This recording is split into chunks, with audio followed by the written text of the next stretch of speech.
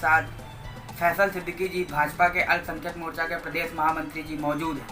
Sir, आपका हमारे channel में स्वागत है। नमस्कार। आपके सम्मानित चैनल के माध्यम से मैं आपके सभी व्यूअर्स को, कानपुर नगर वासियों को नमस्कार। सर, अब तक अपने राजनीतिक जीवन के करियर के बारे में बताइए कुछ। अभिषेक जी, मैं तो कानपुर महानगर में ही डीएवी कॉलेज से मैं स्नातक रहा।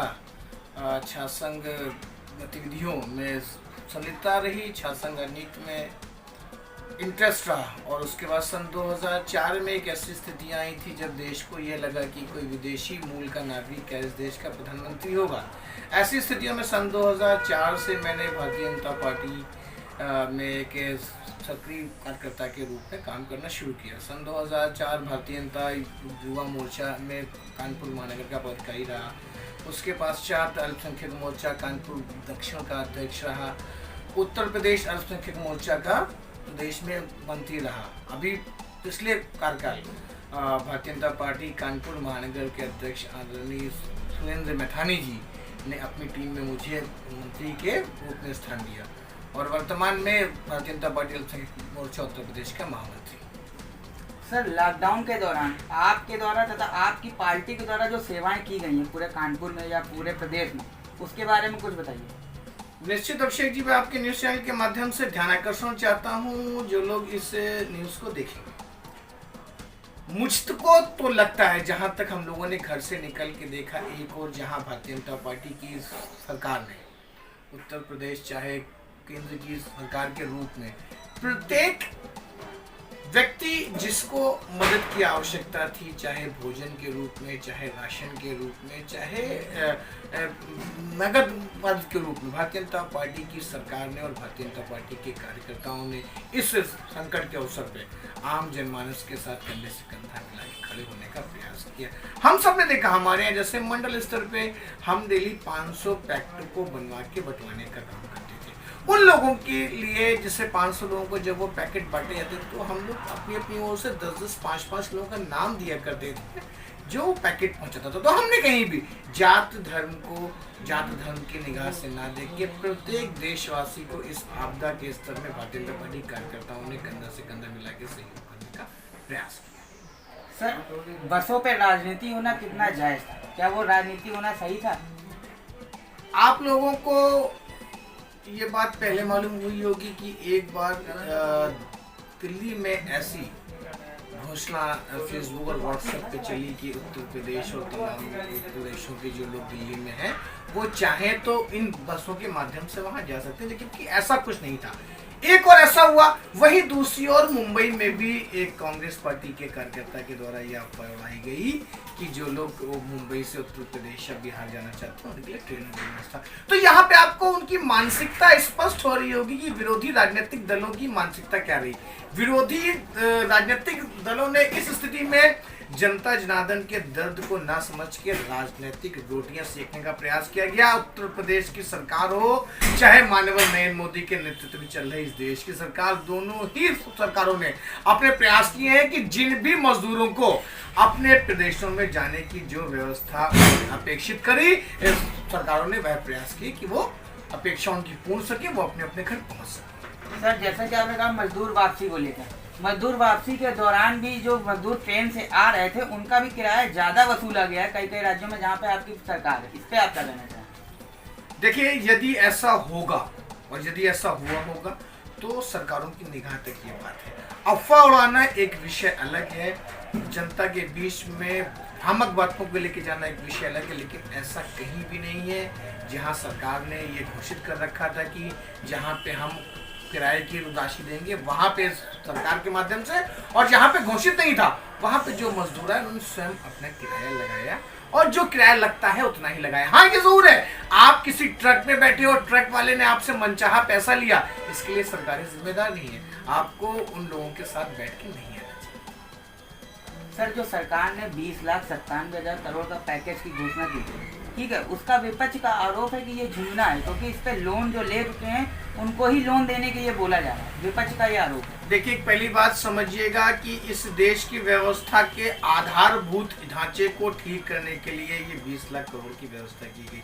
एमएसएमई और उन छोटे उद्यमियों को, जिन उद्यमियों को लॉकडाउन में 2 महीने जब उनके व्यापार नहीं चल सके तो उनको पुनः स्थापित करने के लिए ये लोन दिए जा रहे हैं और इनको मजबूत करने का आशय केंद्र सरकार का, यहाँ पे समझिए, यहाँ केंद्र सरकार का आशय ये है कि ये जो आम मजदूर, जो दैनिक मजदूर है, जो उनके यहाँ, जो इन व्यापारियों के यहाँ काम करते हैं, उस व्यवसाय को मजबूत कर उन व्यापारियों के साथ साथ उन मजदूरों की मदद करने का प्रयास केंद्र सरकार के माध्यम से किया गया। हम ये क्यों बोलते हैं कि सरकार की दूरदर्शिता की ओर देखें कि जनधन योजना के अंतर्गत जब आज से कुछ समय पूर्व जब ये खाते खुलवाए जा रहे थे तो इन्हीं राजनीतिक विपक्षी दलों ने कहा था कि जनधन योजना से क्या होगा। आज उसी जनधन योजना के माध्यम से महिलाओं को, प्रत्येक महिला जिसका जनधन योजना के अंतर्गत खाता था, 3 महीने तक लगातार 500 रुपए उनके खाते में पहुंचाए गए और उसी जनधन योजना के माध्यम से एक किसान सम्मान निधि के वो 2000 रुपए की 2 किस्तें भी पहुंचाई गई, जो पहले इसे देश के पूर्व प्रधानमंत्री ने कहीं अपने एक भाषण में कहा था कि यहाँ से 100 पैसा भेजा जाता है तो वहाँ तक 20 पैसा पहुँच पाता है। इस जनधन योजना जैसी दूरदर्शी एक योजना के अंतर्गत आज प्रधानमंत्री ने ऐसे अवसर पर देश के प्रत्येक नागरिक के साथ जो सहयोग कर सकते थे वो 100% कर सके, बीच में किसी की भी कोई कमीशनबाजी ना थी। किसी विधानसभा सीट से चुनाव लड़ेंगे? आशुतोष जी, हम लोग संगठन के कार्यकर्ता हैं। मैं विगत 16 वर्षों से संगठन के लिए निरंतरता में काम कर रहा हूं और आप मेरा विश्वास करेंगे, मैं आज तक लगातार जिन दायित्वों पे रहा हूं, मैंने कभी भी कोई पद संगठन से नहीं मांगा। संगठन ने जहां पे अपने कार्यकर्ता की उपयोगिता संगठन समझता है वहां पे अपने कार्यकर्ता को संगठन स्थापित करता है। संगठन ने मुझे भारतीय जनता युवा मोर्चा के कार्यकर्ता के रूप से काम करते करते भाजपा कानपुर महानगर का मंत्री बनाया। आज मैं भारतीय जनता पार्टी दल मोर्चा उत्तर प्रदेश का महामंत्री हूँ। मुझे लगता है अगर विधानसभा चुनाव में भी इस कार्यकर्ता की उपयोगिता कहीं भारतीय जनता पार्टी को अगर दिखाई देगी तो भारतीय जनता पार्टी मुझ कार्यकर्ता का इस्तेमाल करेगी, मुझ जैसे कार्यकर्ता का, ये मुझे विश्वास है। अंतिम सवाल, देश में लगातार कोरोना के केस बढ़ रहे हैं, इसको लेकर आप एक छोटा सा संदेश अपने क्षेत्रवासियों के लिए या कानपुर के लिए या उत्तर प्रदेश के लिए क्या देना? इस देश की जनता जनार्दन से सिर्फ एक बार, बंधुओं, 22 मार्च को एक जनता कर्फ्यू के माध्यम से एक प्रयास माननीय प्रधानमंत्री नरेंद्र मोदी जी के माध्यम से होना इस देश में प्रारंभ हुआ। उसके बाद 2 महीने तक लगातार हमको लॉकडाउन के अंतर्गत रहना पड़ा, जिस लॉकडाउन के दरमियान हर इंसान के घर तक भोजन पहुंच सके, ये प्रयास सरकार के माध्यम से हुआ। बहनों के खाते में 500 रुपये प्रत्येक माह पहुंचे, ये प्रयास संगठन के माध्यम से मजदूरों को भी मदद पहुंच सके।